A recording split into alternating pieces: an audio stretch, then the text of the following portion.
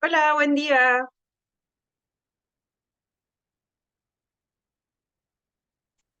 Buenos días. Hola, profe, buen día. Buenos días. Espero que se encuentren muy bien y con ánimo, ¿cierto? Un día sábado por la mañana. Ya vamos a, bueno, les damos la bienvenida a todos. Vamos a comenzar de inmediato porque nos quedaron ayer una diapositiva pendiente, así que la vamos a revisar enseguida. Les comento que, como siempre, ante cualquier duda, consulta, pueden escribirnos en el chat o, o levantar la mano, ¿ya? Yo, como les comentaba, no me importa que me interrumpan mucho, ¿ya? Siempre y cuando quede claro, ¿cierto? Todo el contenido. Ya. Revisión general, ¿cierto? El día de hoy nos corresponde, bueno, quedaron esta información pendiente de ayer, que son solo dos diapositivas, ya es cortito eso, y hoy comenzamos con el cerebro autista, mecanismos neurológicos de procesamiento de la información. Posteriormente, ¿cierto? La prueba queda para el día domingo, como ya lo habíamos hablado previamente, desde desde las 8:30 de la tarde, de la noche, hasta las 9 del día siguiente, del día lunes. Ya nos habíamos quedado en esta parte. Disculpar un poquito que tengo la garganta un poquito congestionada.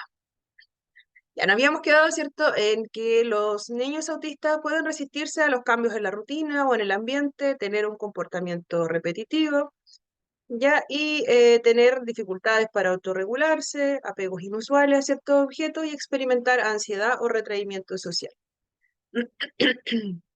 Estos cambios repentinos en la rutina pueden hacerlos sentir un poco más ansiosos, ¿cierto? Confundidos, porque también rompen esa sensación de seguridad que ellos necesitan, ¿cierto? Para poder desarrollar sus actividades diarias. Por ejemplo, si existen dificultades para conocer personas nuevas, ya si esa sensación puede ser muy abrumadora para ellos, o quizás también el cambiar de un ambiente conocido a uno nuevo, también puede traer nuevas sensaciones. Y si nuestro niño o joven, ¿cierto? O adulto con autismo ya tiene alguna dificultad en cuanto al procesamiento sensorial, también puede enfrentarse a otros estímulos que no son tan controlables como en un entorno que ya es conocido. Por ejemplo, si en el colegio ya estamos trabajando para que todos nuestros niños puedan desarrollar sus actividades durante el día. Ya podemos adecuar todo a sus necesidades, ¿cierto? Quizás eliminar algún estímulo que a nuestros niños le produzcan alguna sensación demasiado fuerte, ya, pero en un contexto, por ejemplo, en un mall, ya no vamos a poder controlar tanto esos estímulos. Ya nuestros niños van a sentirse un poco más expuestos. También este cambio de rutina, ¿cierto? Cambiar de un momento a otro, también tiene que ver mucho con los intereses, ¿cierto? Quizás nuestros niños prefieren permanecer en sus hogares durante las tardes porque ellos tienen sus objetos, ¿cierto? De interés. Ya puede ser que ellos prefieran estar en en su casa, eh, utilizando algún tipo de actividad ya conocida, por ejemplo, eh, agrupando, ¿cierto? Su colección de dinosaurios, puede ser, ¿ya? Y realizar otra actividad que sea distinta, ya va a hacer que ellos no tengan el tiempo suficiente para continuar con esta actividad. Es algo que realizan a diario, casi como un ritual. Ya, dentro de muchas otras, ¿cierto? Y ya, ¿cierto? Lo que se busca es tener una rutina mucho más estructurada, ya, y poder anticiparlo ante cualquier cambio que pudiese ocurrir. Porque también podemos tener niños que en otros contextos ya pueden participar muy poco. Ya habíamos comentado también que el autismo, ¿cierto? El diagnóstico de autismo es algo bastante frecuente, Ya por lo tanto se han desarrollado varias intervenciones para abordar los desafíos socioemocionales que se presentan. De estas intervenciones pueden ser dirigidas por distintos profesionales y, y se han creado y también para atender a las distintas necesidades que existen. Recordemos que cada uno de nuestros niños, independiente de la edad y el contexto donde ellos hayan crecido, va a enfrentar diferentes necesidades, algunas propias de sus características, ¿cierto? Puede tener muchas dificultades en un área, puede ser en la comunicación, pero puede ser que en cuanto a los patrones que sean muy repetitivos, puede ser que no sea tan marcado. Podemos ver quizá un niño que se desenvuelva muy bien, por otro lado, ¿cierto? Se desenvuelva muy bien socialmente, ya tiene mucha intención comunicativa, y puede ser que los pares, ¿cierto? Los compañeros también sean muy recíprocos y lo apoyen mucho en cuanto a la comunicación, ¿cierto? Ya eviten un poco esta jerga que es propiamente muy de nosotros, que es hablar, ¿cierto? En un sentido eh, mucho más, eh, mucho más implícito, ¿ya? Puede ser que utilicen un lenguaje más claro y por lo tanto nuestro niño joven no tenga tanta dificultad en ese contexto, pero sí va a tener otro tipo de dificultad en cuanto al cambio de rutina. Ya hemos conocido personalmente situaciones de jóvenes en el proceso universitario que, que se desenvuelven muy bien con sus amigos, con sus pares. Reciben mucho apoyo también de parte de ellos. Ya son un complemento a todas las intervenciones que está teniendo nuestro joven.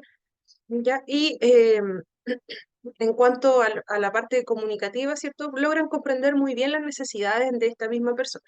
Ya vendrían siendo un factor, ¿cierto? Que es bastante determinante para la adaptación y para el progreso universitario de esta persona.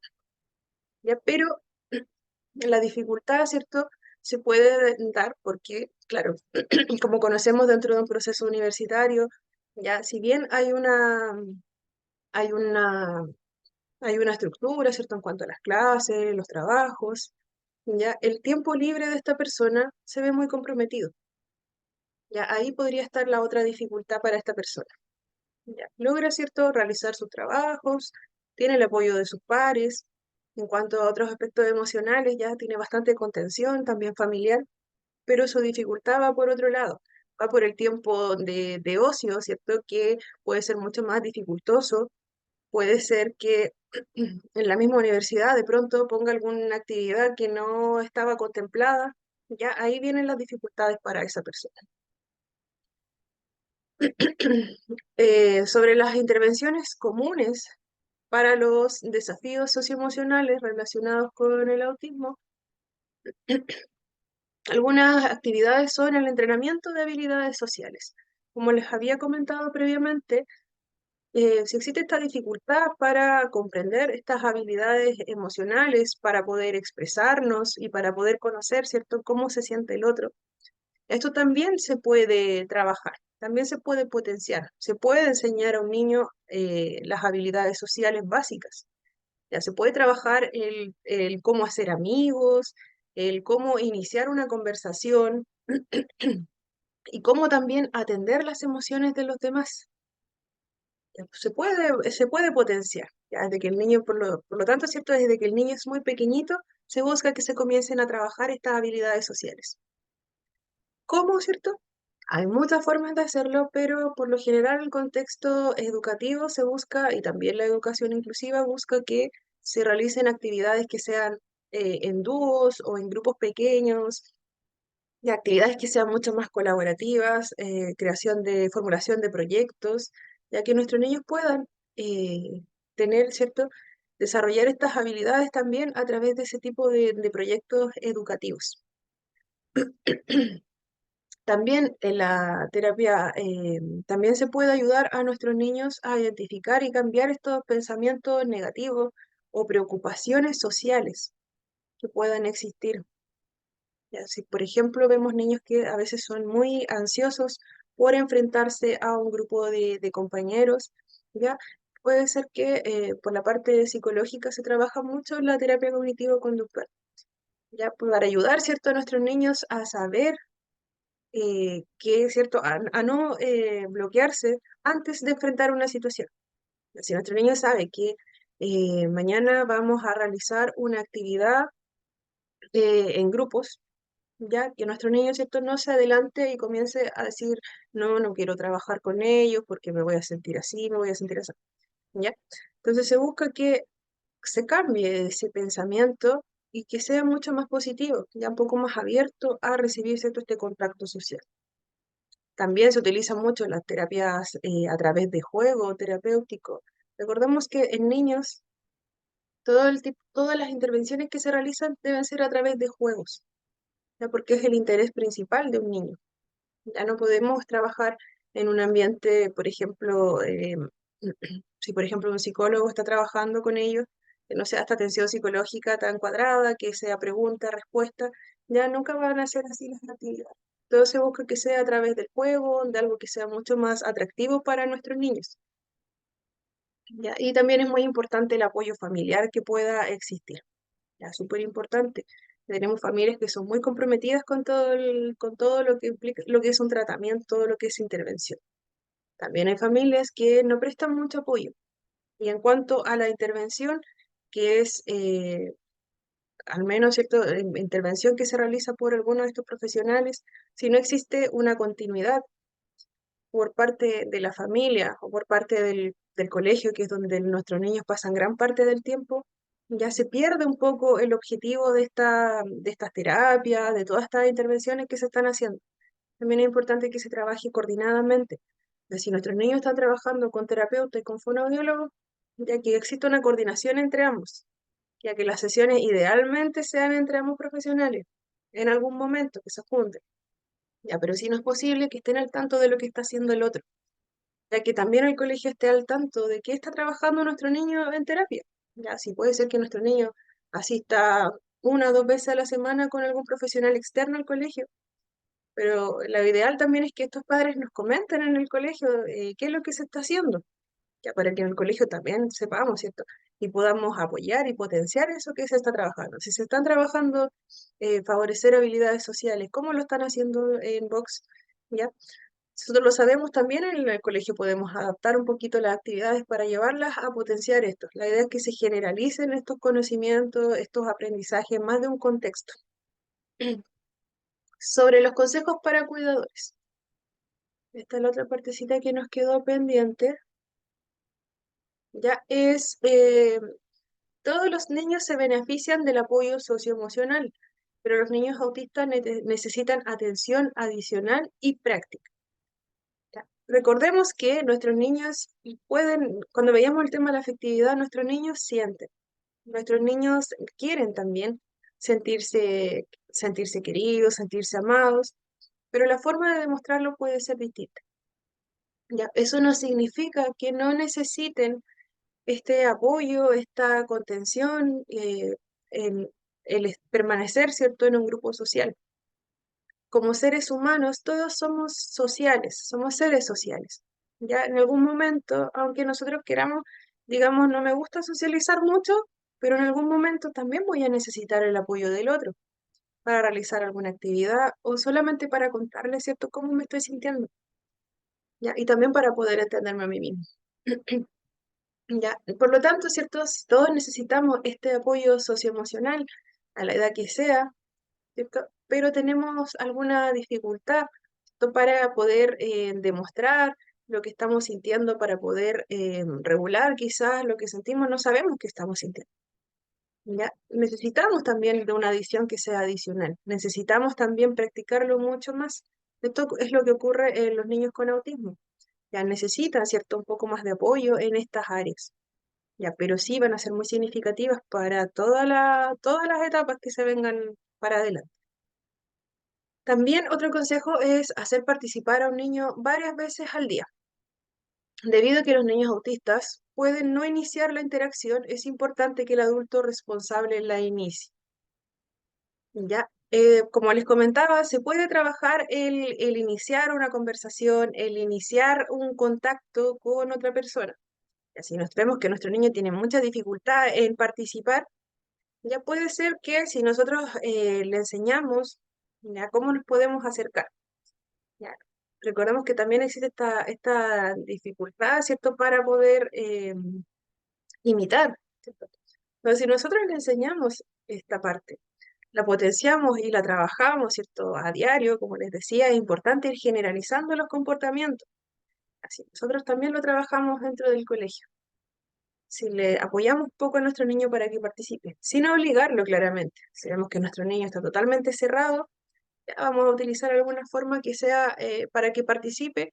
Ya, por ejemplo, si estamos haciendo un trabajo en grupo y vemos que nuestro niño no está participando para nada, ya que está muy retraído, ya puede ser que nosotros le entreguemos una parte de ese trabajo para que lo haga. Ya lo apoyamos con eso y luego al momento de integrarlo, ya podemos hacer ese contacto con los demás niños. Ya no le comentamos también, ¿cierto? Por ejemplo, voy y le pido prestado algo a mi compañero. Por ejemplo, mi compañero tiene lápices de este color y yo necesito este color. Ya le comentamos, ¿cierto? ¿Qué color necesitamos acá? Ya necesitamos el blanco. Ya no tienes el blanco. ¿Cómo podemos hacerlo para conseguirnos ese color? Ya mi compañero lo tiene. Vamos a ir donde nuestro compañero y se lo vamos a pedir.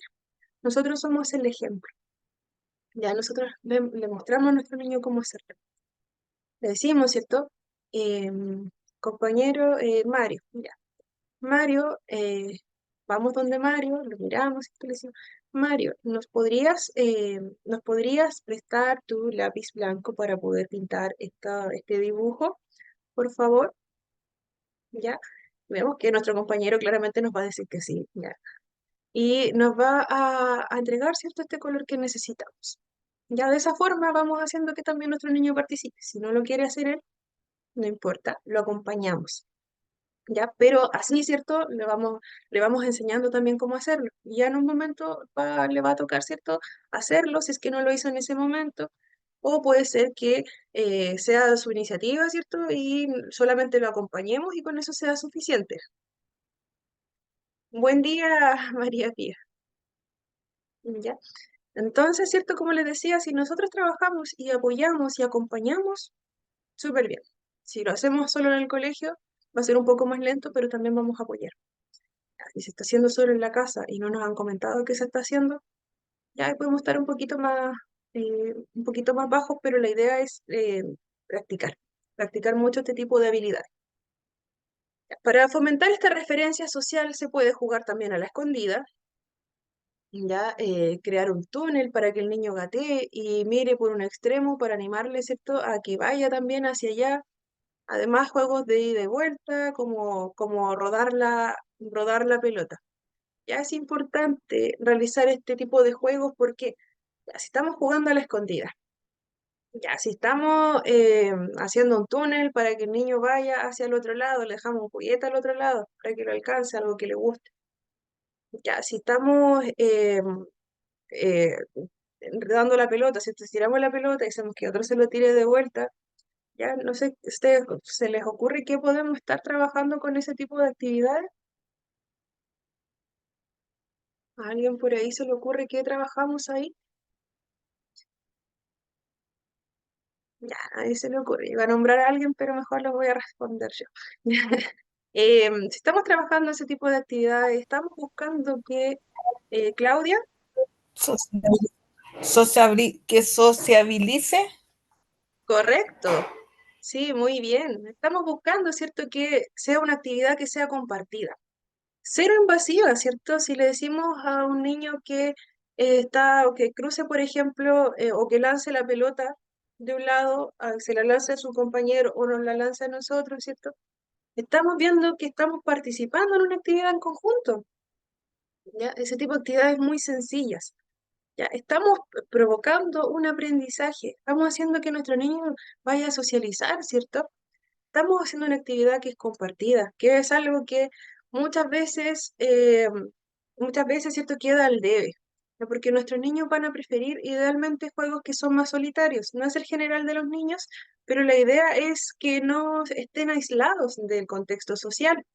Esto también así vamos trabajando otro tipo de habilidades, ¿cierto? Nosotros vemos muy simple, quizás jugar a la escondida puede ser muy entretenido para algunos niños, pero nuestros niños, ¿cierto?, tienen esta dificultad para poder iniciar, ¿cierto?, esta conversación y este juego compartido con otros. Ya, pero si jugamos, por ejemplo, a la escondida, con un grupito pequeño de niños, ya 4 niños, un grupito chico, o 3, o incluso entre 2 niños, ya, y 2 niños y nosotros, ya. Entonces, vamos a dirigir, ¿cierto?, este juego y al enseñarle, ¿cierto?, que busca el compañero, también vamos a ver, ¿cierto?, que nuestro compañero se ríe mucho, ya vamos a ver, ¿cierto?, que hay otras emociones, hay otras expresiones, ya en un contexto que es muy cómodo para nuestros pequeños.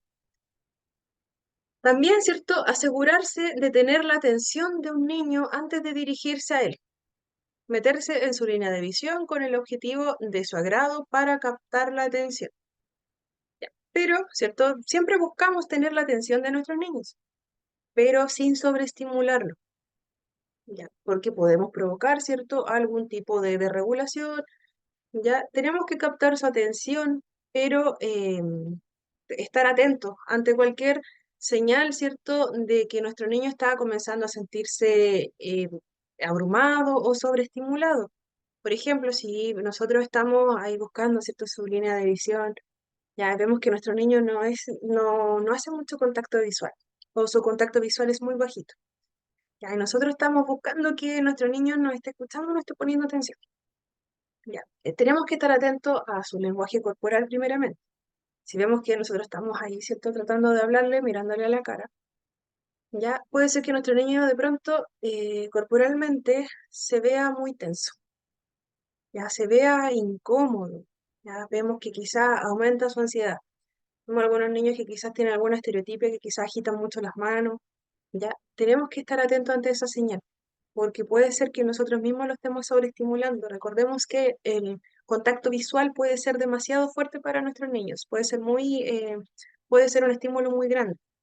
Ya en ese tipo de casos, ¿cierto?, lo importante es usar algún tipo de estímulo que sea mucho más suave. Ya, puede ser que llamemos su atención con algún objeto que sea conocido para ellos, que sea familiar, algo que sepamos que le agrada, por ejemplo. Por ejemplo, podemos usar su pelota favorita o algún juguete tranquilo que sepamos que le gusta. Por ejemplo, puede ser alguna mantita que tengan. Ya podemos comenzar, ¿cierto?, a conversar. Ya, acá está tu mantita, es muy suave, ¿verdad? Ya podemos comenzar como de esa forma. Ya también respetando el espacio personal. Si estamos buscando que nuestro niño responda, que nos ponga atención, ¿cierto? Podemos tener una actividad maravillosa preparada, algún taller súper bonito, ya que sea muy bien planificado, pero si nosotros llamamos su atención de una manera que vaya a sobreestimularlo, no vamos a lograr que participe. Respetamos el espacio personal. Esto va a ser, mantenemos una distancia que sea cómoda, ¿cierto? No vamos a forzar a que nos mire. Ya si no está listo y no se siente cómodo, ya no lo vamos a forzar. Tenemos que ser pacientes en ese sentido. ¿Ya? Si nuestro niño no nos mira de inmediato o no da signos de atención, esperamos a que esté listo. Ya no presionamos ni forzamos una interacción, ya porque esto puede aumentar esta ansiedad que pudiese estar sintiendo nuestro niño. Si bien tenemos que buscar que nos ponga atención, ya quizás ponernos en su línea de visión, pero si vemos que nuestro niño, por ejemplo, hace esto, ya lo estamos incomodando mucho, puede ser muy abrumador el momento. Entonces, ¿cierto? En esos casos, si vemos que nosotros miramos a nuestro niño y vemos que nos hace así, nos esconde la mirada, nos esconde la cara, nosotros podemos comentarle la actividad que se va a hacer. eh, Juan, vamos a hacer esta actividad, ya espero que te guste, tenemos colores como le hablamos, ¿cierto? Le comentamos lo que se va a hacer, vamos a trabajar con un compañero, ya le comentamos, pero si vemos que está demasiado tenso, le damos un tiempo, ya le damos un tiempo, no forzamos a que inmediatamente participe. pero si vemos que nuestro niño quizás no nos está mirando, pero sí nos está poniendo atención, ya quizás lo nombramos, decimos, Juan, eh, vamos a, vamos a hacer un taller, ya puede ser que nuestro niño sí nos esté escuchando, ya puede ser que no nos esté mirando directamente, pero sí nos esté poniendo atención y nos asienta con la cabeza, ya. Entonces tenemos que estar atentos y no, ¿cierto? Estar siempre ahí, línea de visión, no nos está mirando, no nos estará poniendo atención, no estará escuchando. Ya a medida que lo vayamos conociendo, ya a medida que también nos vaya conociendo a nosotros, vas a ver que nosotros no lo estamos invitando a algo que vamos a hacer una actividad que va a ser muy controlada, ¿cierto? No van a haber estímulos que sean muy fuertes para ellos y vamos a lograr participar súper bien. Ya, ofrecemos también algunas opciones, como les comentaba, para que pueda interactuar con nosotros, a diferentes objetos que pueda elegir. Ya, es importante darle a elegir, pero no tantas opciones. Ya, si tenemos, por ejemplo, queremos hacer alguna actividad y tenemos 3 opciones, ya eso es más que suficiente. 2 o 3 opciones. Ya, la idea es darle un sentido de control y autonomía. Ya, eso va a ayudar a reducir la ansiedad en este tipo de situaciones. Ya, es importante captar la atención, ser consciente de las necesidades y de las preferencias que tengan nuestros niños. Ya, tenemos que ser muy comprensivos si nuestro niño no quiere participar. Recordemos, nunca lo forzamos.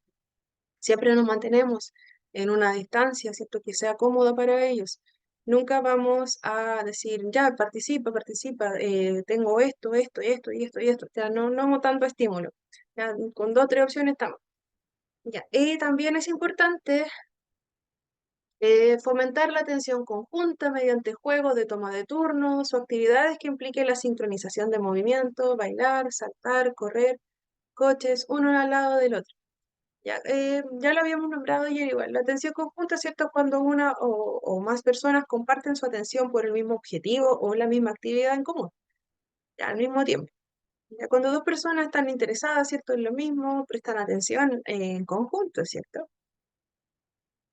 Es importante desarrollar esta atención conjunta, ya que va a ayudar a fortalecer las habilidades sociales, la comunicación, la capacidad de aprendizaje de los niños. ¿Ya? Este tipo de actividades como bailar, por ejemplo, ya puede ser súper gratificante para nuestros niños. ¿Ya? El correr estos coches uno al lado del otro, por ejemplo, autos imaginarios, a trabajar también la imaginación. ¿Cierto? O por ejemplo, si a veces tenemos niños que les gustan mucho los autos. ¿Ya? Una actividad que puede ser buena, por ejemplo, nuestro niño solo apila los autos. Puede ser que yo tenga un autito también, ¿ya? Otro autito, y de repente tome ese autito y diga, ahora vamos a imaginar que vamos a ir a comprar. Ya tomamos el autito, hacemos como que pasamos por una pista, ya somos una pista, si vamos a comprar, acá está el semáforo, no detenemos, ya, y puede ser que invitamos, ¿cierto?, a nuestro niño también, ¿quieres jugar? Ya, mira, toma un autito y los ponemos acá juntos. Vamos a correr, ¿cierto? El uno al lado del otro. Ya, corre el auto uno, corre el auto dos, está el semáforo, paramos. Ya, implicamos, ¿cierto?, a nuestro niño también en ese juego. Ese tipo de actividades son súper buenas, son súper entretenidas. Ya, por si en algún momento les toca realizar algún tipo de actividad así, ya es salir un poquito de lo que es este juego tan repetitivo. Mostrar otra forma de jugar, ¿cierto? También el señalar, etiquetar y hablar de las emociones, las tuyas, las de los demás, las suyas propias. Existen muchas formas de trabajar las emociones. Ya también viene en una clase más adelante, pero se pueden utilizar, por ejemplo, algún tipo de película que les guste mucho a los niños. Ya, si vemos alguna película donde se muestran muchos factores emotivos, ya podemos en algún momento pausar la película y preguntarle a nuestros niños, ¿cómo se sintió o qué le pasó al niño uno? Ya, el niño uno, por ejemplo, que está llorando. Ya nos van a decir, ah, está llorando, ¿por qué está llorando? Entonces ahí vamos trabajando también lo que son las emociones. ¿Por qué está llorando? ¿Por qué? Porque tal y tal persona fue malo y le quitó su juguete. ¿Ya?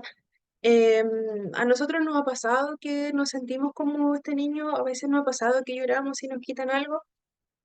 Ya nos van a decir, No, sí, ya les ponemos un ejemplo también nosotros, algo cotidiano o que haya ocurrido dentro de la misma clase, ¿ya? Y ahí vamos trabajando un poquito lo que son las emociones. Utilizar la atención utilizar tarjetas de emoción que muestren expresiones faciales, pedirle al niño, ¿cierto?, que le diga qué representa esa imagen. Se utiliza también mucho estas tarjetas de emociones. Ya, tarjetas a las que les vamos cambiando, por ejemplo, las expresiones, donde están los ojos, las cejas, ya si de repente tenemos una cara muy relajada y de repente le cambiamos las cejas, las ponemos así enojadas y le ponemos la boca así muy tensa. Ya, ahí vamos trabajando, ¿cierto? Y ahora, ¿qué nos está diciendo? ¿Cómo se sentirá nuestro personaje? Ya, de la misma película puede ser que usemos, o algún personaje que sea significativo para nuestros niños. Si a nuestros niños les gustan los Pokémon, se trabaja con los Pokémon. Ya, por ejemplo, si a nuestro niño se le hace familiar una cara, ya podemos trabajar con fotografías, mucho mejor, ya más llevado a la realidad. Si trabajamos con una foto, ya tenemos a una foto de este niño, ya ahora tiene esta cara que está enojada. ¿Por qué puede estar enojado? Ya, ¿qué le puede haber pasado para que tenga esta cara?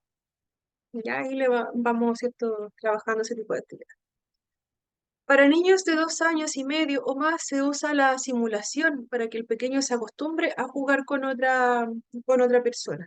El juego de simulación puede ser realizar algún tipo de picnic imaginario, ¿cierto? O real también se puede hacer si es que el contexto lo permite.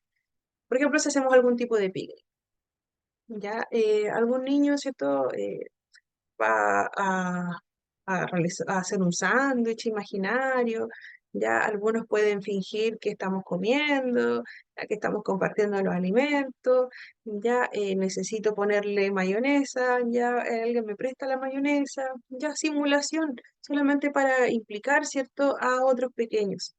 ¿Ya? Y para maximizar el juego con un niño, basamos el juego en los intereses del niño. ¿Ya? Es importante, como le había comentado, si a nuestro niño le gusta alguna actividad en específico, algún dibujo animado en específico, algún personaje em, de TikTok, ya de lo que sea, ya nosotros también lo utilizamos para poder potenciar estas habilidades. Bueno, en mi experiencia personal utilizo siempre los intereses de los niños, nunca los dejo de lado. Sí, si a nuestro niño le gustan los autos, se trabaja con autos. Si a nuestro niño le gustan los dinosaurios, se trabaja con dinosaurios. Si a nuestro niño le gusta un personaje de anime, también trabajamos con el personaje de anime. Lo importante, ¿cierto?, es el objetivo final. ¿Qué vamos a hacer con ese personaje? Ya no solamente no nos vamos a disfrazar del personaje, ya solo vamos a utilizarlo como referencia para nuestras actividades. Si le gusta mucho alguna película, utilizar esa misma película con el personaje con que se identifiquen, bueno, nuestros niños en realidad. Si estamos trabajando emociones y vamos a utilizar alguna película, utilizamos ese mismo tipo de relato, ¿cierto?, para trabajar cómo se siente este personaje, qué le pasó, ¿ya? Y que el juego sea corto. Recordemos que la atención en niños pequeños suele ser mucho más bajita. No vamos a tener a nuestros niños 1 hora o 45 minutos trabajando una actividad. Siempre se busca que sean actividades más cortitas para que ellos tengan la atención y si no, uno de nuestros niños se va a aburrir, el otro va a empezar a hacer otra cosa. ¿Ya? Y utilizar refuerzo positivo. Lo hicieron muy bien, ya lo hicieron muy bien, ya súper, ya muchas gracias por participar, tiene una estrellita, te ganaste una estrellita, ya súper. Y ahora nos vamos a lo que nos compete el día de hoy. Es lo que es el cerebro autista, mecanismos neurológicos del procesamiento de la información. Suena extenso, pero no lo es. Estas imágenes que puse acá son solamente referenciales, no entran en la prueba. Por favor, no consideren que esto como tal entra en la prueba, sobre todo la de arriba que es bastante extensa. Ya, es solamente como referencia para que comprendamos el contenido que viene más abajo o más adelante. Ya, lo primero de acá que tenemos que tener súper claro es que nuestro cerebro, para temas de estudio, se divide por lóbulos cerebrales.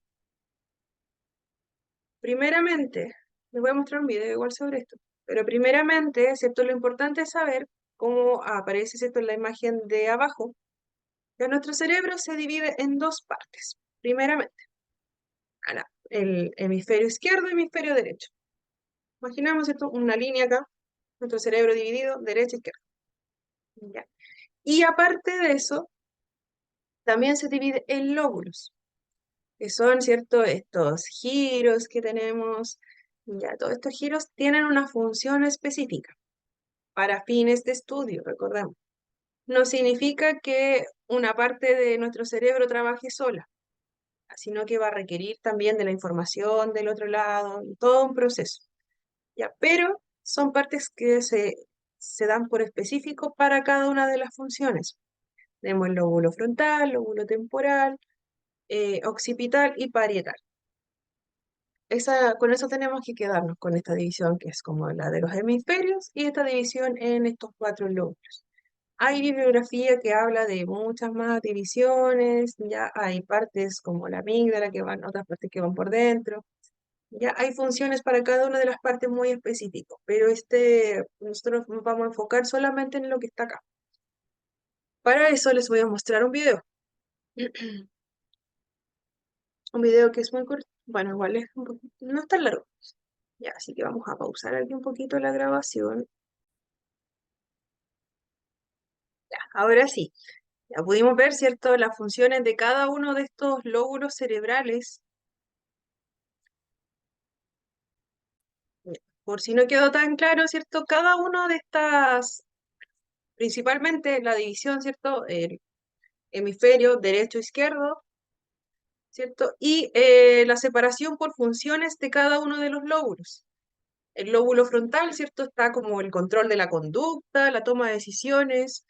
Ya, si quieren considerar alguno como para estudio, consideren el dibujito que está acá abajo, el que dice lóbulos cerebrales. El de arriba es un poquito más complejo, así que no lo consideren mucho. Ya, el lóbulo frontal, ¿cierto? Control de la conducta, toma de decisiones, planificación, coordinación y está también la ejecución de las emociones. Como dato, el lóbulo frontal es el último lóbulo que se desarrolla por completo en nuestro cerebro.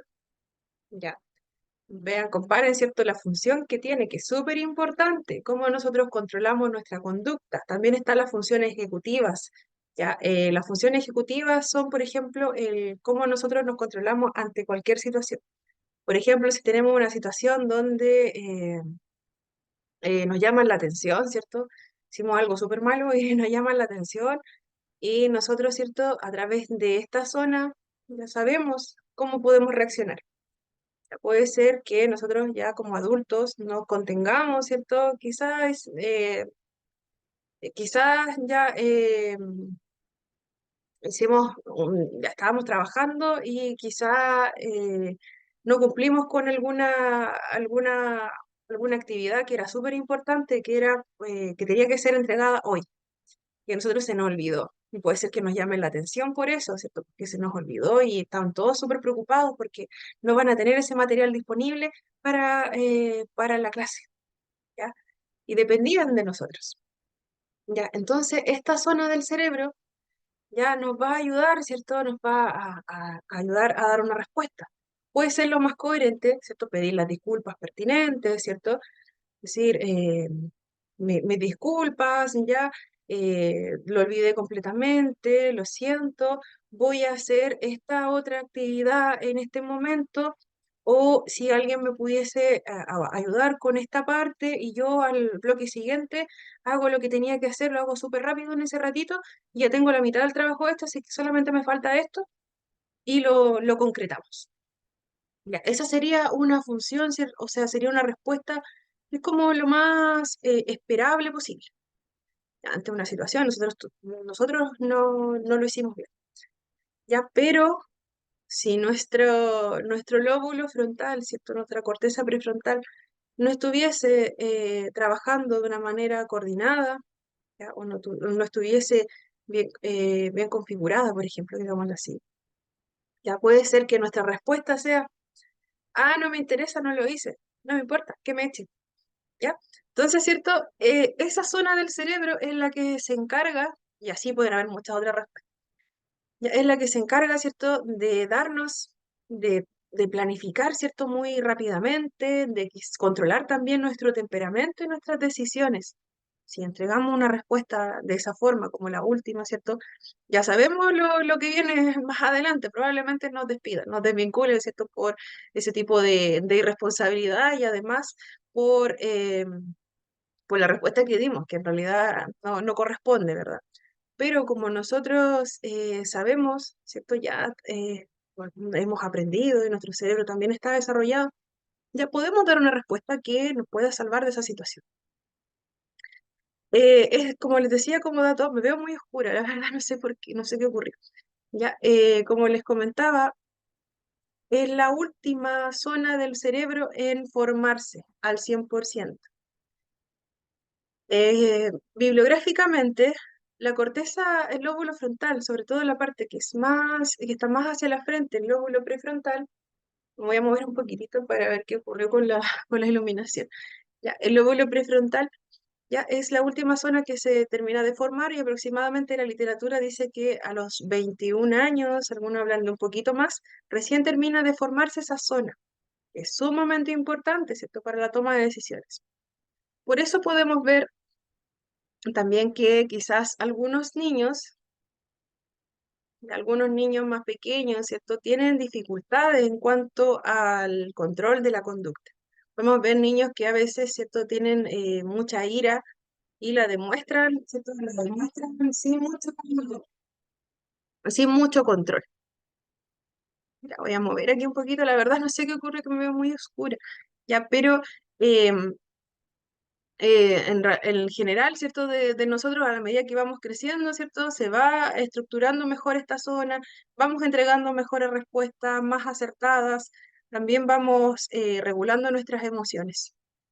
También existen casos donde hay personas, ¿cierto? Que ya adultas, ¿cierto? Tienen mucha dificultad en cuanto al control, ¿cierto? De la conducta. Y ahí pueden haber bastantes factores asociados. Si vemos, ahí sí. Si vemos a personas muy adultas, ¿cierto?, que no están controlando sus emociones, no entregan ese tipo de respuestas, que son muy desacertadas la mayoría, o que son muy agresivos, ¿cierto?, en cuanto a las respuestas que nos entregan, ya puede haber algún tipo de dificultad ahí por esa zona, pero también, como les decía, hay muchos otros factores asociados, no solo nos quedemos con eso, pero es una opción.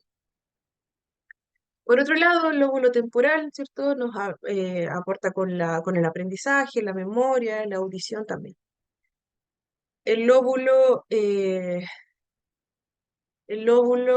parietal es el implicado en cuanto a a la información sensorial que vamos recibiendo de nuestros sentidos, ¿cierto? Regular el tacto, el gusto, el olfato, la presión también que sintamos, ¿ya? Y acá también es importante el lóbulo occipital, que va a ser la zona mayormente desarrollada, según estudios, en niños con autismo. ¿Ya? ¿Y qué es lo que hace este lóbulo occipital? Es el encargado del procesamiento visual. La información que llega a nuestros receptores, que serían en este caso los ojos, esto va a viajar a nuestro cerebro. Y específicamente la zona de acá atrás, ¿cierto?, del lóbulo occipital, va a ser la encargada en procesar, ¿cierto?, en decirnos qué es esto, nos va a entregar una imagen de vuelta que va a ser procesada por nuestro cerebro y vamos a saber lo que estamos viendo. Ya como les decía, en nuestras personas con autismo se ha demostrado, según varios estudios, que esta zona está mucho más desarrollada. Por eso, ¿cierto? Hablábamos de que idealmente para una persona con autismo se entregase apoyo visual. Ya, tiene mucho que ver por ahí, pero eso lo vamos a ver más adelante, aquí, un poquito más adelante. ¿Qué es lo que ocurre en el cerebro de una persona autista? El cerebro de cada persona es único, ¿verdad? Y esto va a ser especialmente cuando vemos la diferencia entre cómo funciona el cerebro de una persona eh, con autismo o con o con algún otro diagnóstico, ¿cierto? Que implique el procesamiento de la información. Ya, versus una persona neurotípica, que también van a haber variaciones entre personas neurotípicas que no tengan ningún otro diagnóstico. Ya cada cerebro, como hablábamos, va a ser único. Ya, existen algunas variaciones, como les comentaba. Las personas autistas tienen dificultades para integrar la información en un todo, algo global o general. Y en lugar, ¿cierto? Su cerebro se centra en los detalles pequeños, llamado hiperfocalización. Recordemos que la hiperfocalización cuando, es cuando una persona se sumerge, ¿cierto? Completamente en una tarea o una actividad específica, perdiendo la noción del tiempo y el entorno. Por ejemplo, una niña puede estar completamente concentrada en resolver un rompecabezas, ¿ya? Que no se da cuenta que han pasado 2 horas, por ejemplo, en esto. ¿Ya? Y ya es la hora de comer, de cenar, y pasó totalmente desapercibido. Está muy, ¿cierto? Muy concentrada en esta tarea, incluso deja de escuchar lo que se le está diciendo. Ya puede, ¿cierto? Si nosotros le estamos diciendo que es la hora de comer, puede ser que nuestra niña esté tan concentrada en esta tarea en específico que no va a atender el que nosotros le estemos diciendo, ya es la hora de la comida, vamos. Puede ser que nuestra niña simplemente continúe en su actividad. ¿Ya? Y esto explica las habilidades sobresalientes en un área concreta. En algunas personas, ¿cierto? Hay unas habilidades que son muy marcadas, que nosotros nos podemos dar cuenta comparando con quizás algún otro niño de la misma edad, ¿cierto? Del mismo curso. ¿Ya? Además, ¿cierto? Puede ser muy destacable la capacidad de memoria y atención a los detalles. Detalles que muchos pasarían casi desapercibidos. Ya puede ser que a veces nos sorprendan nuestros niños que nos dicen, nos entregan con mucha precisión algún detalle sobre alguna característica que nosotros pasamos totalmente desapercibida. Por ejemplo, en el vestuario de algún personaje de la película que vimos. Ya para nosotros quizás tratamos de acordarnos y decimos, ah, era azul, ¿ya? Y puede ser que nuestro niño nos diga con gran detalle. Era un vestuario azul, tenía detalles en dorado, eh, tenía la forma, ¿cierto? La forma era tal. Además, luego cambió la escena y el color era este, y nosotros no nos dimos ni siquiera cuenta. Ya, en los niños autistas, las zonas cerebrales que controlan la información visual están extremadamente desarrolladas, mientras otras son menos activas. Como les comentaba, ¿cierto? Este procesamiento cerebral o esta estructura cerebral que va a ser mucho más, va a estar mucho más desarrollada en algunas zonas, puede explicar, ¿cierto? Que existan habilidades muy sobresalientes en algún área concreta. Además, ¿cierto? Puede ser, bueno, como les comentaba, predomina el procesamiento visual. Ya va a estar mucho más desarrollado esta forma de aprendizaje que va a ser visual. Ah, ya, Emma, se comprende. Ya nos avisas si es que bueno, al final de la lista lo revisamos.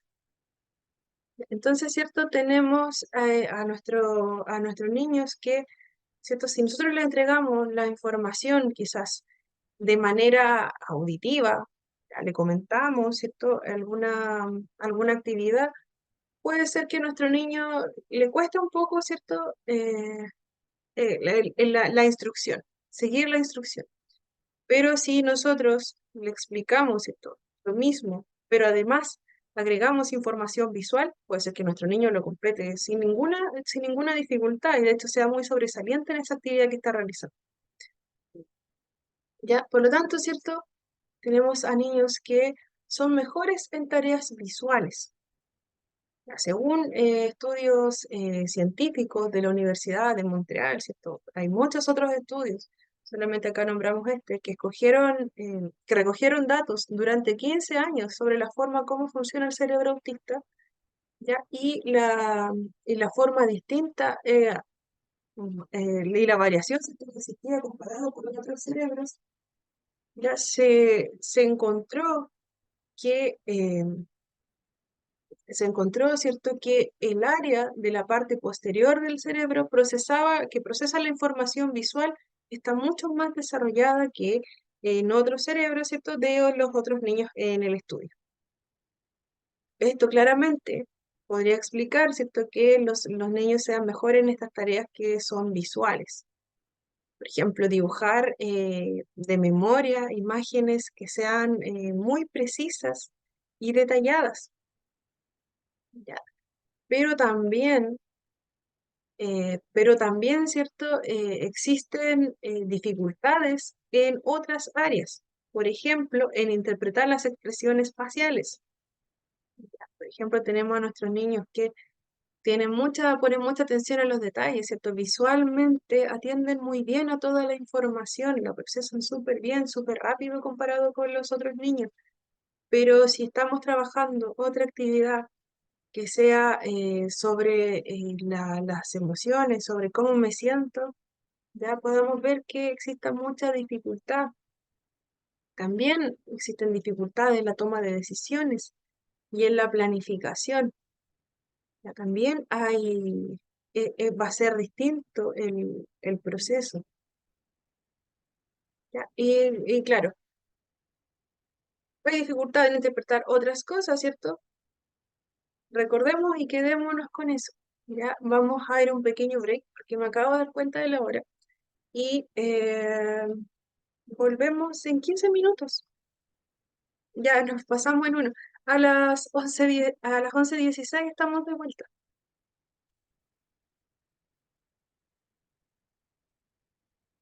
11:16.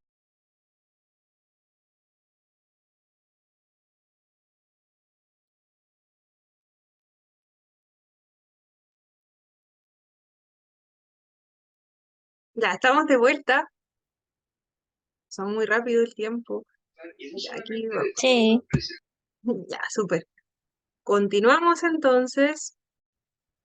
Nos habíamos quedado, ¿cierto?, en qué es lo que ocurre en el cerebro de una persona con autismo. Por alguna razón me veo un poquito oscura de repente, pero lo importante es que se escuche y logren visualizar la presentación.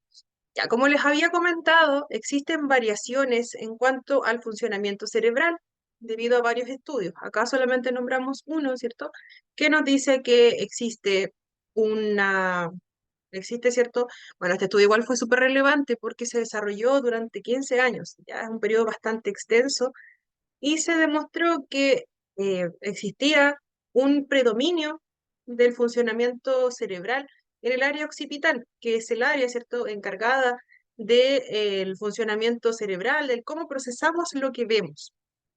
En personas con autismo se demostró que era predominante, ¿cierto?, que la forma de aprendizaje, por ejemplo, el poder poner atención a detalles, ya era muy sobresaliente en personas, ¿cierto?, con autismo versus otras personas que también participaron del estudio. Ya. Y también se identificó que habían otras áreas que no estaban tan desarrolladas, ya que había una diferencia que era bastante significativa con otros cerebros, ¿cierto?, de personas neurotípicas que no tenían tan desarrolladas, ¿cierto? Eso también llevaba a otras diferencias que vamos a ver a continuación. Entonces, ¿cierto? ¿Cómo funciona entonces el cerebro de las personas con autismo? Ya, recuerden que esta imagen que aparece acá arribita ya es solamente para ejemplificar y como recordatorio de que estamos viendo, ¿cierto?, estas áreas de procesamiento cerebral para fines de estudio, pero no entraría en la prueba como tal. Lo que sí entraría, ¿cierto?, son estas características. Ya, como comentábamos, ¿cierto?, se le llama, ¿cierto?, pensador visual. Cuando decimos que una persona con autismo es un pensador visual, queremos decir eh, que tiende a procesar la información principalmente de imágenes mentales en lugar de palabras. ¿Ya? Que cierto, su zona predominante va a ser la zona visual, ¿cierto? En este caso, la encargada de esto es el lóbulo occipital. Son muy buenos para poder formar, ¿cierto?, imágenes, recordar detalles con mucha precisión, ¿ya? Y por eso, ¿cierto?, pueden notar, ¿cierto?, algunas características que para otros pasarán muy desapercibidas. En cuanto a la discriminación por patrones y una mente especializada, ¿cierto?, visualmente, En ocasiones, ¿cierto? Tenemos la dicha de apreciar algunas habilidades que a nosotros nos parecen muy llamativas. Habilidades que no esperamos, ¿cierto? Para niños de cierta edad. ¿Ya? Por ejemplo, ¿cierto? Podemos ver a niños que son muy buenos armando algún tipo de puzzle, ¿cierto? Que de acuerdo a su edad puede ser bastante complicado, ¿cierto? Incluso para nosotros algún tipo de puzzle puede ser tremendamente complejo y nos vamos a demorar bastante en hacerlo, pero podemos ver que niños mucho más pequeños pueden hacerlo con gran precisión. Esto es cierto este predominio de este pensamiento visual que va a hacer que la discriminación por patrones sea mucho más precisa versus otro cerebro neurotípico o de otros niños, ¿cierto? De la misma edad. Pueden ser capaces de memorizar algo visualmente con solo verlo una vez. De hecho, que es bastante llamativa. Probablemente, ¿cierto? A este estilo de pensamiento que va a ser mucho más visual. Por lo tanto, ¿cierto? Se busca potenciar también ese tipo de pensamiento, ese tipo de procesamiento. También, ¿cierto? Existen más de 100 genes ligados al autismo. El hecho de que existan más de 100 genes ligados al autismo nos dice que se va a reflejar en la complejidad y en la naturaleza que es muy multifactorial. Ya existen muchas hipótesis, muchos trabajos, muchas investigaciones que nos hablan sobre la genética y el autismo. Muchas causas también que se están estudiando, ya, y también hay muchas características que se van descubriendo con el tiempo. Ya, antiguamente se decía que no había una causa específica, ¿cierto?, para el autismo. Tampoco hay ahora en este momento, solo hay más alternativas. Y el hecho de que existan, ya, Natalia, bienvenida. Ya, el hecho de que existan, ¿cierto? Todas estas teorías, todos estos estudios, nos dicen que claramente hay muchos más estudios, ¿cierto?, que debiesen estar siendo revelados dentro de los próximos años, ¿cierto? Hay diferentes teorías, hay muchos estudios genéticos que nos han dicho que el autismo no es causado solamente por un gen, sino que hay muchos otros factores. Hablábamos de que existen teorías de que el ambiente puede provocar algún cambio. Hablábamos también de que existen factores, ¿cierto?, en el nacimiento o antes del nacimiento, factores asociados con la madre, factores asociados al contexto, factores asociados a la crianza. Existen muchas causas. Ya también algunos hablan de que puede ser hereditario, ya, pero aún no hay una respuesta al 100% porque pueden ser muchas las variantes asociadas. También hay un estudio que es mucho más frecuente, que no sé si lo han visto, que nos habla sobre las neuronas, ¿cierto?, que están en nuestro estómago. Ya hay mucho material de estudio en cuanto a eso. También se dice que existe una mayor conectividad interhemisférica. Recordemos que el cerebro, ¿cierto?, se divide en dos partes, además de estos lobos. Hay una división grande que divide entre hemisferios, ¿cierto? Derecho e izquierdo.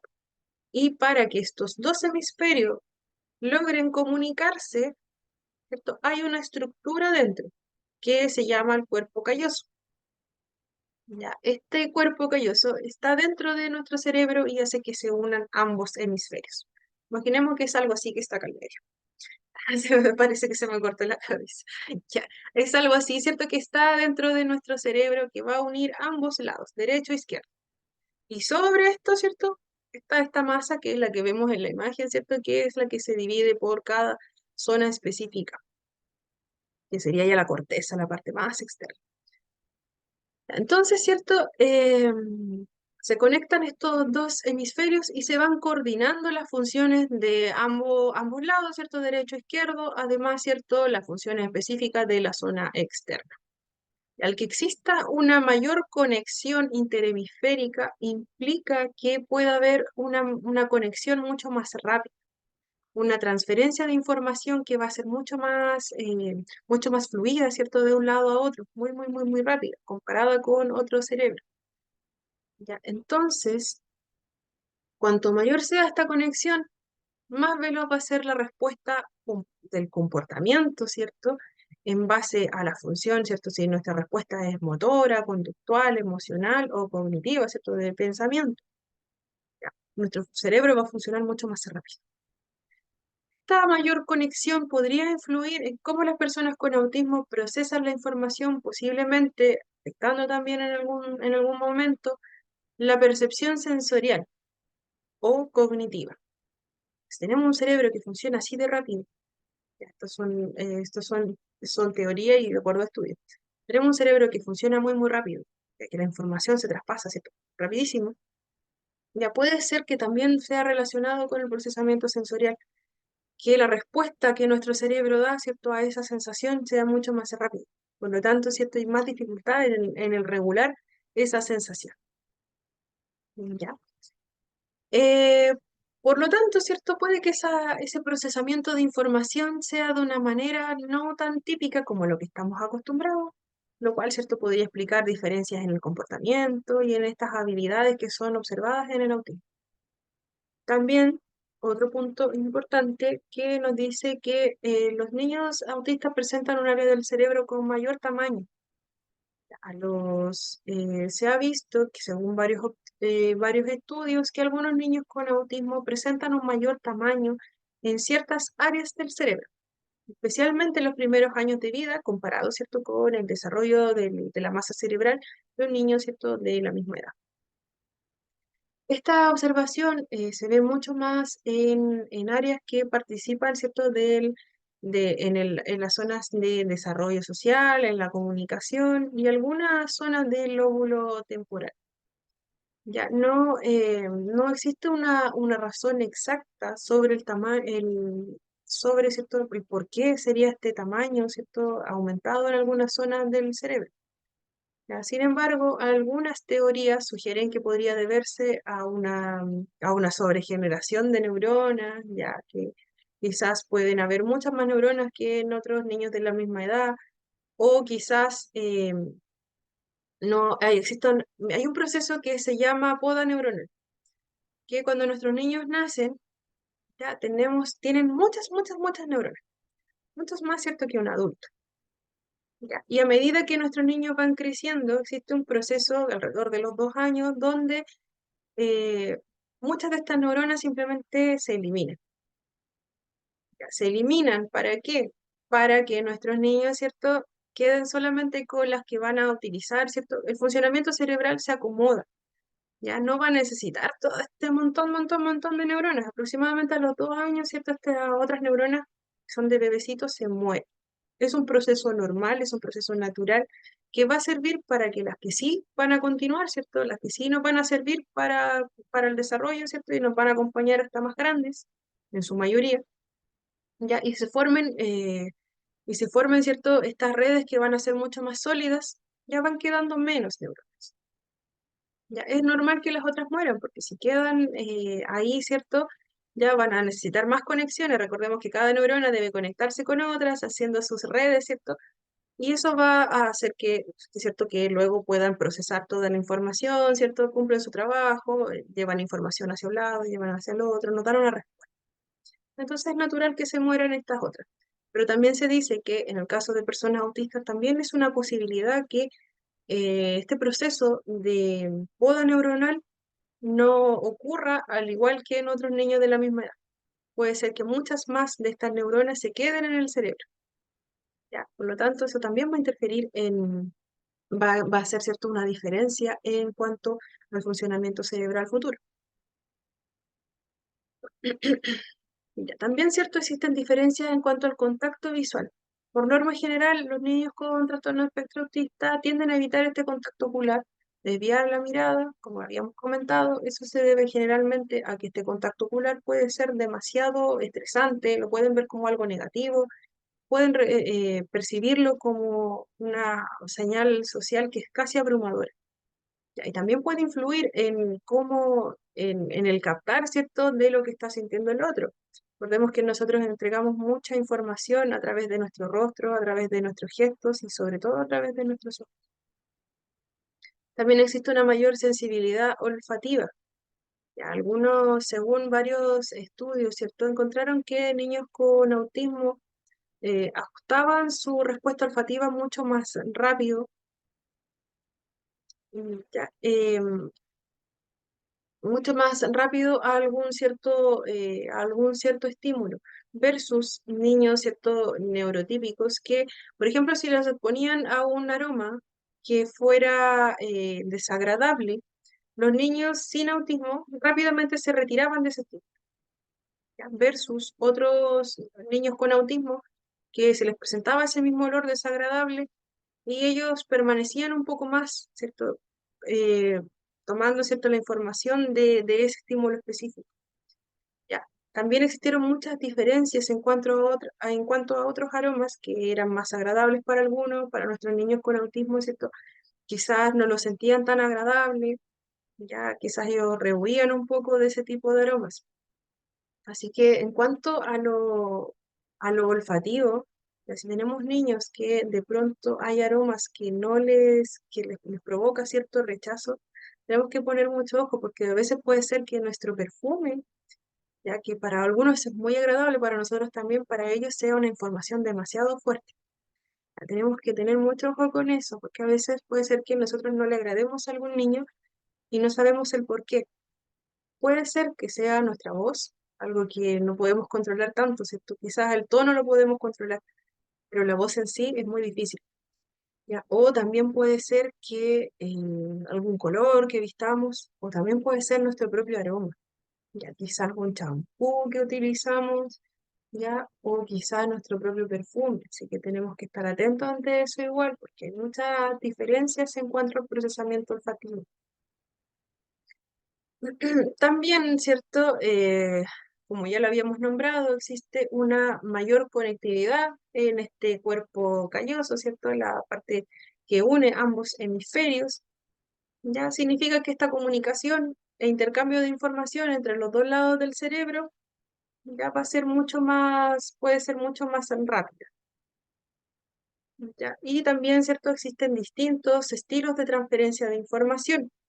Se dice que existen estos distintos estilos de transferencia de información, ya que algunas personas con autismo pueden procesar y transmitir la información de una manera diferente en comparación a personas sin autismo. Estas diferencias pueden deberse a cómo el cerebro maneja toda la información, ¿cierto? Por ejemplo, en el cerebro de las personas con autismo, la forma en la que diferentes partes del cerebro se conectan y se comunican entre sí puede ser diferente. Algunos estudios sugieren que pueden haber conexiones neuronales muy fuertes o más débiles en ciertas zonas del cerebro. Incluso, ¿cierto? Pueden decirnos que existen quizás variaciones, ¿cierto? Que sean muy únicas. Ya, las personas con autismo pueden tener estilos de procesamiento que son muy particulares. Ya, algunas pueden ser muy hábiles en detalles minuciosos de la información, algo muy específico, mientras otras tienen dificultades, ¿cierto?, en tomar, ¿cierto?, toda esta información que va a ser mucho más general. Algunos pueden tener una dificultad en esa área. Ya, también, ¿cierto?, en las adecuaciones y autonomía. Recordemos que las adecuaciones son los ajustes o modificaciones que se hacen para ayudar a las personas con autismo a enfrentar desafíos específicos. ¿Ya? Y la autonomía, ¿cierto? Se va a referir a esta capacidad de la persona para hacer por sí misma, ya, para tomar decisiones ya de una manera mucho más independiente. Adecuaciones pueden incluir todo tipo de estructura, por ejemplo, apoyo visual, comunicación alternativa o algún otro tipo de adaptación al aprendizaje, de acuerdo a las necesidades que tengan nuestros niños. Si tenemos niños que van a ser mucho más predominantemente, van a atender a la información, ¿cierto?, de manera visual, podemos entregarle la información como a ellos, ¿cierto?, se les haga mucho más fácil de comprender. Realizamos este tipo de adecuaciones para que nuestros niños, ¿cierto?, puedan tomar decisiones mucho más ajustadas. Como comentábamos también en las primeras clases, se busca que, por ejemplo, en el contexto de algún trámite legal, ¿cierto? Se le entregue también la información acorde a nuestra persona, ¿cierto? Si estamos hablando de algún tema que va a involucrar, ¿cierto? Algún aspecto significativo para la persona, por ejemplo, un trámite legal. Ya, si no entregamos la información de una manera correcta, si nuestra persona quizás no está comprendiendo lo que nosotros le estamos diciendo porque estamos hablando del artículo tanto, de la ley tanto, ¿ya? Puede ser que también se afecte la autonomía. Puede ser que nuestra persona tenga dificultades para decirnos sí, voy a tomar esta opción o no, voy a tomar la siguiente. A eso se refiere. Si sabemos, ¿cierto?, que nuestra persona va a ser mucho más visual, que le entregamos la información de lo más clara posible y más completa, ya vamos a lograr que nuestra persona pueda, ¿cierto?, ejercer su derecho a tomar una decisión de manera autónoma. Listo. Esta imagen es una tractografía. Ya no es necesario que se aprendan ese término. Es solamente para comparar el procesamiento, ¿cierto?, de la actividad cerebral de una persona con autismo y una persona neurotípica. Ya, este estudio fue realizado a una persona que con autismo, ¿cierto?, que ayudó, ¿cierto?, a mostrar, ¿cierto?, las diferencias, ¿cierto?, que pudiesen existir, las zonas que se activaban del cerebro ante un estímulo versus lo que se activaba en una persona neurotípica. Acá tenemos, ¿cierto?, muy marcada esta diferencia. Los resultados, ¿cierto?, de este análisis mostraron que, por ejemplo, en el cerebro autista, ya mostró una mayor actividad en ciertas áreas, ¿cierto?, que son relacionadas específicamente con el procesamiento visual y la percepción sensorial. Esto podría explicar, ¿cierto?, que la persona que se prestó para este estudio tiene unas habilidades muy sobresalientes en el pensamiento visual, es un artista. Mira, él es muy bueno en cuanto a todo lo que es atención a los detalles. Ya vemos muy activada la zona, ¿cierto? Que el área posterior del cerebro, no sé si lo logran ver muy bien, pero el área posterior del cerebro acá está muy, muy activada y también toda la parte, ¿cierto? De la zona, ¿cierto? Del control de toda esta, de toda esta información. Por otro lado, hubo menos actividad en algunas zonas relacionadas con las interacciones sociales. Mira, el procesamiento emocional, ¿cierto? Estaba mucho más disminuido en comparación con el primer cerebro, que es el de la persona neurotípica. Mira, en resumen, ¿cierto? El estudio ayudó a comprender mucho mejor cómo funciona el cerebro de una persona con autismo en comparación, ¿cierto?, a una persona neurotípica, ya destacando diferencias en el procesamiento sensorial, la percepción visual y en las habilidades sociales. Ya, acá vemos, ¿cierto?, en el cerebro autista una habilidad mucho más marcada en procesar lo que se ve versus el cerebro neurotípico que procesa mucho más lo que escucha. Y acá tenemos este dibujito, que en realidad no dice nada, ¿cierto? Así que esto lo vamos a explicar acá, pero nos habla sobre la propiocepción y la interocepción. Habíamos si me dejan de escuchar, me avisan, por favor, porque tenía un poquito de mala señal en un momento.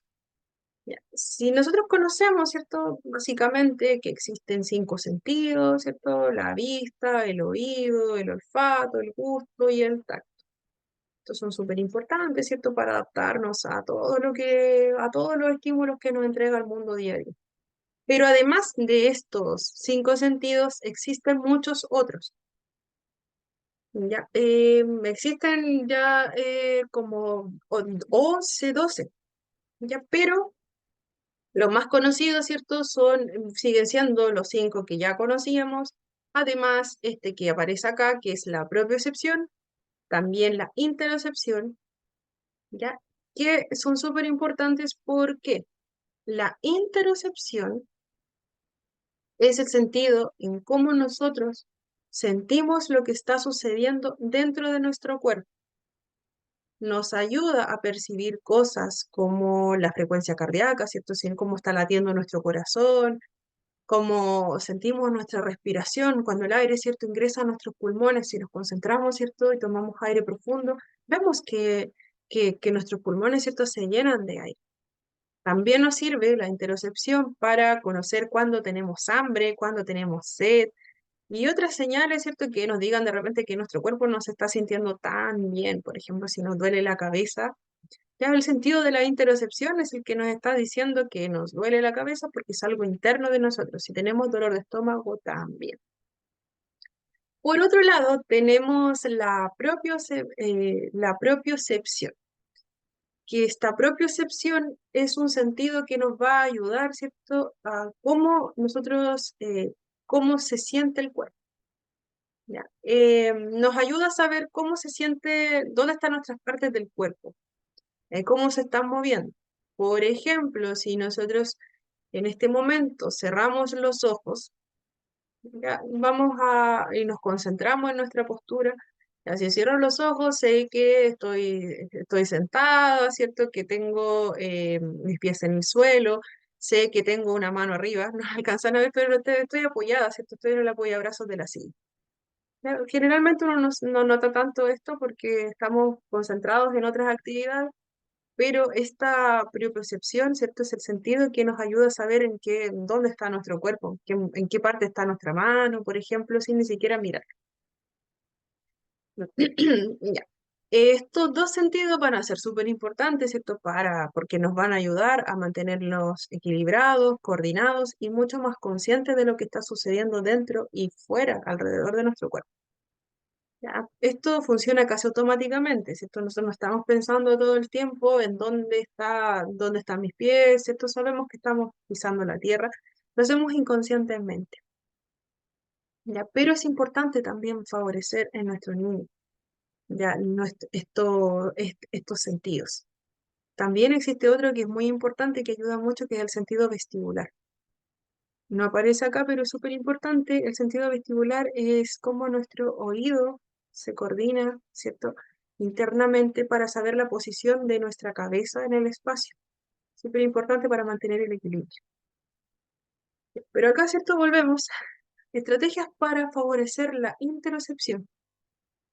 Esta interocepción, ¿cierto?, es cómo nos sentimos por dentro. Es súper importante trabajarlo en niños pequeños porque si nuestros niños, ¿cierto?, se sienten mal en algún momento, sienten alguna dolencia o eh, tienen hambre. Hay algunos niños que tienen mucha dificultad para saber cuándo tienen hambre. Ya, puede ser que a veces le preguntemos a nuestros niños, que se tiene hambre, nos va a decir que nos va a decir que no sabe lo que es el hambre.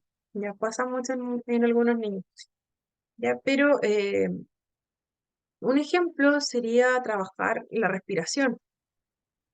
Ya, es importante también trabajar la respiración porque tiene mucho que ver con habilidades que se pueden utilizar en momentos en que nuestros niños se sientan muy abrumados. Ya, por ejemplo, pedirle a nuestros niños que cierren los ojos, que presten atención a su respiración, ya ponernos atentos a cómo entra y cómo sale el aire de nuestro cuerpo. Ya puede ser que se mueva, ¿cierto? Que sientan que se mueva su pecho, que se mueva su estómago también. Y luego le preguntamos cómo se sintieron en la actividad. Ya, hablar también de cómo se siente nuestro cuerpo. Siento que mi mano, por ejemplo, siento que mi mano está muy fría. Ya. Siento que mi respiración se acelera cuando yo corro. Cuando estoy muy cansada, siento que mi corazón late muy, muy fuerte. Ya, prestar atención a estas diferentes partes del cuerpo durante las actividades diarias puede ayudarles bastante a nuestros niños cuando son pequeños. Por ejemplo, si les preguntamos a nuestros niños cómo se sienten las manos cuando sostenemos un vaso de agua fría, ¿ya? O cómo se sienten nuestros ojos cuando recién despertamos, ¿ya? Es importante tener en cuenta que la persona, ¿cierto?, puede o no responder verbalmente a estas formas de comunicación para expresar, ¿cierto?, cómo se siente. Y para eso también existen actividades como esta que aparece aquí, que es un póster. Es un póster de partes del cuerpo. Podemos hacer, ¿cierto? Con diferentes partes del cuerpo, ¿cierto? Ponerles estas etiquetas que van con velcro. Por ejemplo, acá tenemos los pulmones. Ya tenemos los pulmones, ¿cierto? Le preguntamos a nuestros niños cómo se sienten los pulmones en este momento si respiramos muy, muy hondo. Y nuestros niños van a decir que se sienten cansados, em, se sienten llenos de aire, quizás, se sienten tensos, ya, depende de las alternativas que les demos. Ya, y ellos lo van pegando en este póster. ¿Cómo se siente el corazón? Si nos cuentan, ¿cierto? Alguna historia, si nos cuentan alguna cosa que nos guste. A ver si, por ejemplo, en este momento llega nuestra mamá, entra por esa puerta. Ya, una persona significativa. ¿Qué siente nuestro corazón? Ya, se siente alegre, siente late más fuerte. O si corremos un rato, ¿cómo se siente ese corazón? Ya, late fuerte. Ya, tomamos esa etiqueta y la pegamos ahí. Por otro lado, ¿cierto? Tenemos esta propiocepción, que nos va a ayudar, ¿cierto? A saber en qué sitio está nuestro cuerpo y cómo se mueve también en el espacio. Ya nos permite, ¿cierto? Saber la posición y el movimiento y el equilibrio de nuestro cuerpo. Voy a estornudar. Perdón, estoy muy resfriada. Ya, esto nos va a ayudar claramente a movernos con coordinación, ¿cierto? Y a sentirnos mucho más seguros en el espacio. Si tenemos dificultad en nuestra propiocepción, si tenemos dificultad en cómo se siente nuestro cuerpo, si no somos tan perceptivos, ¿cierto?, de cómo se siente nuestro cuerpo, puede ser que en algún momento determinado botemos las cosas porque nuestro cuerpo, ¿cierto?, no sabemos, ¿cierto?, no tenemos tanta conciencia de cómo se está moviendo. Podemos ver quizás algunos niños que golpean mucho las cosas, chocan con algún objeto. Ya también puede darse en niños que tengan una hiposensibilidad, ya que sientan mucho más bajito. Pero también se da en niños que tengan afectada la propiocepción. Se trabaja mucho y se potencia mucho esta propiocepción para que nuestros niños, ¿cierto? Eh, puedan tener movimientos mucho más coordinados. Por ejemplo, al tomar un vaso con agua, hay niños que van y lo derechamente, ¿cierto? Pasan de largo o lo botan o se le caen mucho las cosas. Ya ahí tiene que ver mucho con la coordinación esta propiocepción. Ya. La propiocepción también es facilitada por los receptores sensoriales. Tenemos muchos receptores en nuestro cuerpo, ya lo sabemos, pero también tenemos los músculos, los tendones, los ligamentos, articulaciones, ¿cierto? También se coordina mucho con el oído. Ya, estos receptores van a enviar esta información al cerebro, ¿ya? Y esto nos va a ayudar a coordinar nuestros movimientos para mantenernos mucho más estables, ¿cierto? Si yo estoy en esta silla en este momento, ¿cierto? Es porque hay un trabajo coordinado de la posición, ¿cierto? De que tengo que estar erguida. Para eso nos ayuda el sentido de la propiocepción, para eso también nos ayuda para manejar esta coordinación que se necesita, también nos ayuda nuestro oído, ¿cierto? Nuestro oído internamente mantiene un equilibrio también. Para trabajar y potenciar esta propiocepción, ya se puede trabajar a través de estaciones sensoriales, por ejemplo, si utilizamos algunas almohadas, cojines, pelotas, ya, colchonetas, ya podemos hacer una estación donde el niño se siente en una pelota grande, tratar de mantener el equilibrio mientras juega con algo entre sus manos. Ya, si tenemos a nuestro niño, ¿cierto?, que tiene que mantener esta posición, estando en un balón, ¿cierto?, va a ser mucho más consciente de cómo está apoyando sus pies, ¿ya? Y también va a estar consciente de que tiene que mantener este equilibrio para mantener la cabeza arriba, ¿cierto? Si no se va a caer, se va a ir la espalda, se va a ir de frente, ¿ya? Y si además le adicionamos un objeto que tenga que tener en la mano, por ejemplo, otra pelota que tenga que pasarla de una mano a otra, vamos a estar trabajando totalmente lo que el cómo se siente ese cuerpo, ¿cierto? El saber dónde están mis manos, saber dónde están mis pies. Este tipo de actividades se pueden trabajar, pero hay que tener mucho ojo, porque si estamos trabajando algo así con niños muy pequeños o con niños que tienen mucha dificultad en la propiocepción, Ya puede ser que nuestro niño se caiga, ya en ese caso es mejor trabajarlo en el mismo, en el suelo, ¿cierto? Quizá entregarle los objetos o irlos pasando de unos a otros, ¿cierto? Vamos trabajando también esa coordinación. Este tipo de actividades ayudan a los niños a mejorar esta conciencia corporal y también la capacidad de regular los movimientos y la postura, lo que va a beneficiar también la atención y la concentración en el colegio. Ya todo tipo de actividades que se realizan van a tener múltiples objetivos. Si nosotros trabajamos algo por sí solos, esto va a estar igual aportando a que nuestros niños estén mucho más calmados en el aula. Ya no, puede ser que nuestro niño que generalmente se le caían las cosas, ya que quizás, ¿cierto?, pasaba a botar nuestros objetos, que quizás chocaba mucho, causaba risas en los otros niños tal vez, ya puede ser que ahora, ¿cierto?, se mantenga mucho más concentrado, mucho más atento y trabaje mucho mejor porque ya no va a tener esa dificultad en tirar sus materiales. Ya comparando la propiocepción, ¿cierto?, se va a enfocar en las sensaciones físicas del cuerpo, como moverse, sentir el equilibrio, y por otro lado, la interocepción se trata de cómo se siente internamente, como saber cuándo tengo hambre, qué es sentir sed y qué o también sentir las mismas emociones. Si internamente nosotros sentimos eh, quizás que nuestro corazón late muy rápido en algún momento, ¿ya? Y no sabemos por qué. Luego nos comenzamos a sentir muy nerviosos. Ya nos sentimos muy nerviosos y luego, ¿cierto? Ya no queremos participar. Es algo que a nuestros niños, ¿cierto?, les puede costar mucho identificar. Pero si trabajamos el saber que nuestro corazón quizás está más agitado en un momento, vamos a saber que quizás el enfrentarse a esa situación, ¿cierto? Un contexto grupal, por ejemplo, puede ser muy desafiante para nuestro niño. Ya, en ese sentido, nuestro niño puede aprender y le podemos ayudar a entregar estrategias para identificar, ¿cierto? Cuando ese corazón se siente como que late muy fuerte, ya que quizás es el momento en que nuestro niño tenga que parar. Igual vamos a ver una estrategia sobre eso cuando veamos lo de las emociones, ya, pero que nuestro niño sepa, ¿cierto? Que sepa que este corazón está latiendo más rápido, ¿y es por qué? Porque me estoy empezando a poner nervioso. Ya, entonces, antes de enfrentarse a la situación como tal, ¿cierto? Tengo que parar un poco, ya me calmo, utilizo algunas de las estrategias que ya sabemos que nos enseñaron, ¿cierto? Quizás practicar la respiración, ya al aprender a contar hasta 3, hasta 5. ¿Ya? Y ahí recién tengo las herramientas para poder enfrentarme a esa situación. Versus, si mi corazón está latiendo muy rápido, no me di cuenta, llegué a la situación, me enfrenté a ella y finalizó, ¿cierto?, en que me desregulé, ¿ya? Va a ser mucho mejor para nuestros niños, ¿ya? Porque va a ayudarlos a reconocer, ¿cierto?, que quizás esa sensación va a ser muy intensa para mí.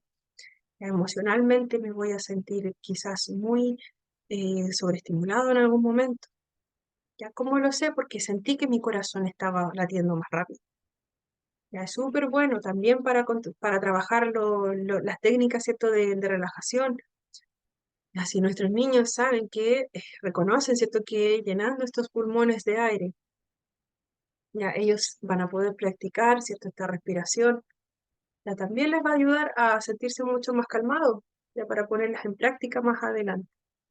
¿Ya existe alguna duda sobre esos conceptos o sobre lo anterior? Ya me comentan porque vamos a pasar la lista. Ya no se vayan, por favor. Terminamos así un poquito antes. Sí. Perfecto. Ya, si existen dudas, comentarios, es el momento. Yo voy a abrir la asistencia mientras. Así que denme un momentito.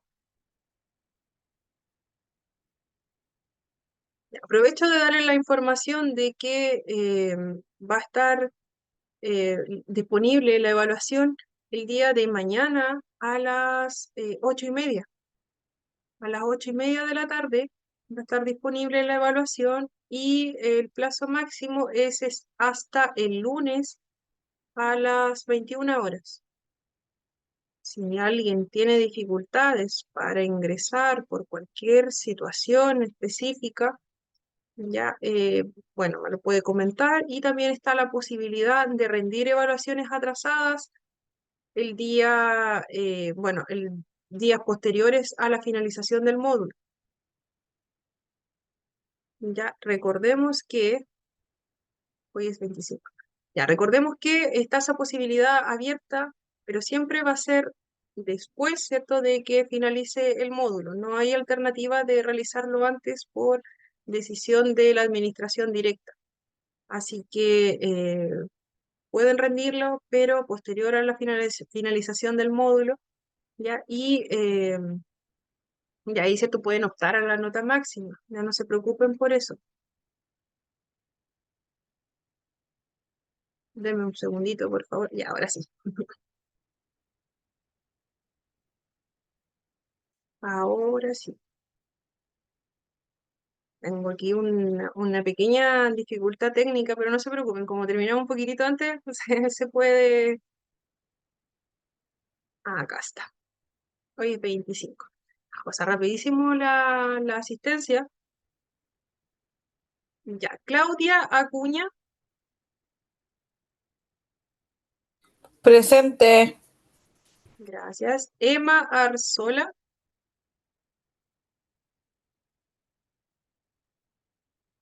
Emma creo que tenía dificultades. Me parece que era ella. Y una persona Presente. que... Ah, y acá está Emma. Súper. Nicole Astudillo. Sí. Aló, ¿me escucha? Nicole.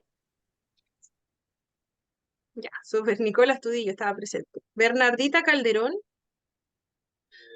Presente, señorita. Muchas gracias. Carolina Karcher.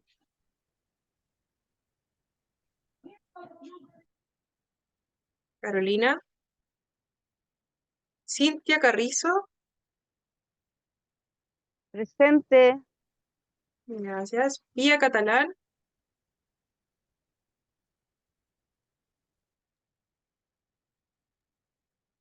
Alejandra Díaz. Lilian Espejo. Sonia Estuardo.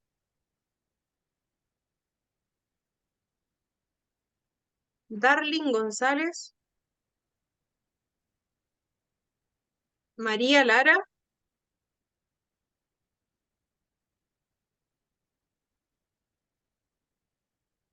Tamara Lara. Cintia Loaiza.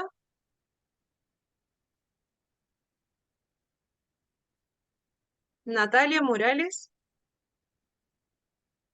Presente. Ah, Natalia. Súper. Beatriz Moya. Presente. Gracias. Alicia Acá Ortiz. estoy. Beatriz. Presente, acá Ali- estoy. ya, sí, ya estaba presente. Alicia Ortiz. Ya me Ah, había pasado, ¿no? gracias. A usted.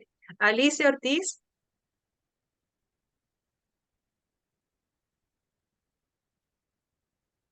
Daniela Peralta. Presente, Daniela. Ah, ya, gracias. Amelia Salas.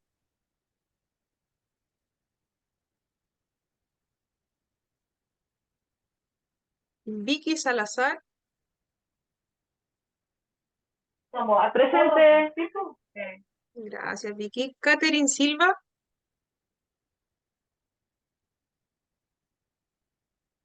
Gloria Varas. Presente. Gloria. Y Helen Zambrana. Presente. Helen. Ah, y la última persona que me dijo presente era Gloria, ¿o era Helen? Que aquí no alcanzo a visualizarlo. Gloria. Ah, ya, entonces Helen está ausente. Ya, Alicia me había dicho que no iba a estar presente, pero se está justificada. Ya, ¿alguien no nombré? ¿Alguna persona por ahí que no haya nombrado? Si no hay nadie que no haya nombrado, estamos listos. Ya, ahora sí, ¿alguna duda, consulta final? Acá alguien me había comentado. Ah, Emma Arzola. Sí, Emma está presente. Ya. Ay, Natalia igual estaba ahí en el chat. Parece que ahora no estaba. Ya, voy a revisar de todas formas nuevamente la asistencia para las personas que me hablaron y de nada, Emma. Ya, y por favor, revisen su asistencia también. Ya, en caso de que de pronto no haya escuchado o por cualquier otra situación, o a veces alguien me envió una justificación y no la alcancé a traspasar, ya es importante que ustedes también revisen esa asistencia, ya para no perjudicarlos después con ese tema. Ya, así que si no hay más comentarios, de todas formas me pueden hablar, ¿cierto? Al chat, escribir, ¿cierto? Si tienen alguna duda, consulta o lo que sea en realidad, si tienen alguna dificultad para asistir también en algún momento, ya me lo comentan. Y en cuanto a la evaluación, ya lo comentamos, ¿cierto? Mañana a las 20:30 horas, 8:30 de la tarde, está disponible la evaluación 3 del módulo y el día lunes a las 9, lo dejamos a las 9 de la noche. Si alguien no puede asistir, está el plazo extraordinario que en la última clase ya vamos a definir definitivamente qué día va a ser. Ya son 48 horas para que puedan rendir en esa oportunidad. Ya, espero que estén muy, muy bien y no nos retraso más, así que terminamos puntualmente. Así que estén muy bien, que tengan un excelente fin de semana y Igualmente. a descansar y abrigarse. Que estén muy, muy bien. Chao, chao. Igualmente, buen Chao. fin de semana, profe. Buen fin de semana. Chao, Chao. chao. Gracias. Chao.